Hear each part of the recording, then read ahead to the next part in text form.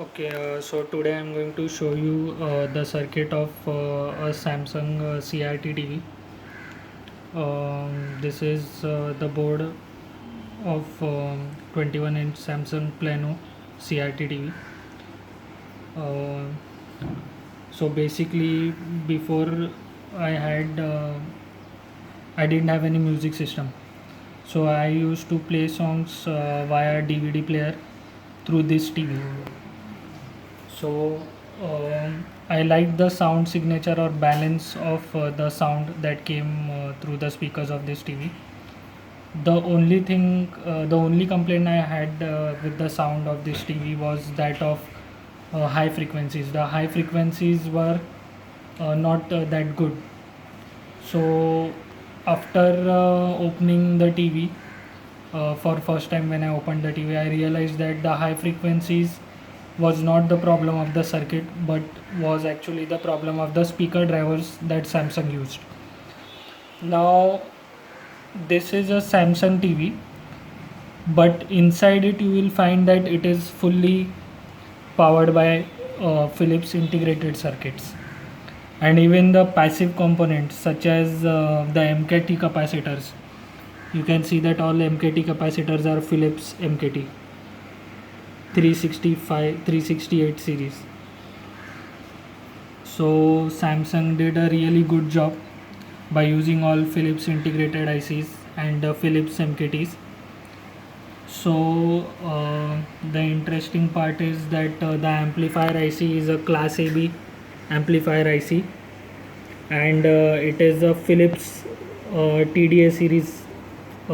As you can see, it is Philips TDA, and the pre-amplifier IC is also Philips, which you can see over here. Again, Philips TDA series, and these capacitor here, orange ones are Philips MKTs, and the maroon ones are Panasonic. So I was really impressed that Samsung used Philips components, and in some places even Panasonic's component. So back then, so Samsung was desperately trying to give competition to Sony in CRT TVs, and I think so because of that they tried to use very high quality components. I wish we can see these days, those days come back again in terms of audio ICs. We need Philips's TDA IC, TDA series ICs for Class E amplifiers as well as preamps. We are badly missing that sound signature. So I'll try to define how the sound signature of this system was. It was almost similar to that of my Philips FW335.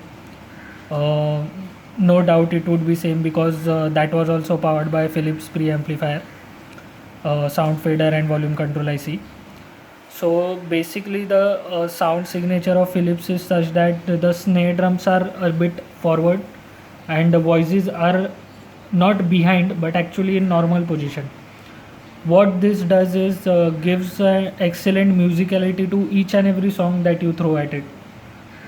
So from in today's catalog of all the Class AB ICs that we get nowadays, this sound signature is missing, and all the engineers, circuit designers who work on newer integrated circuits should take note that the best sound in the world was that of Philips integrated circuits.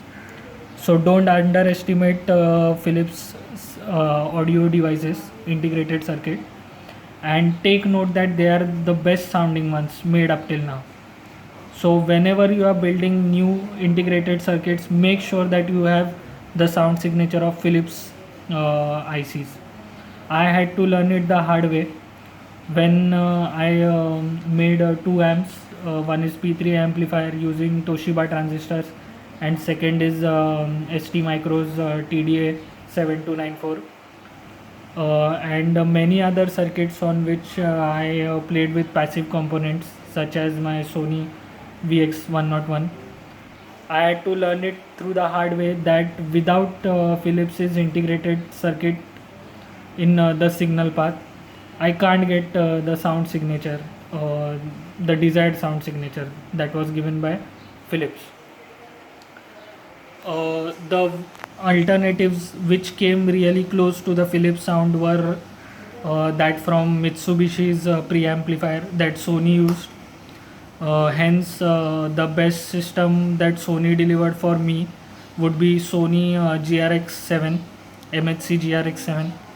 It had very good sound signature, same sound signature as that of Philips. That is, snare drums were forward, voices were in normal position.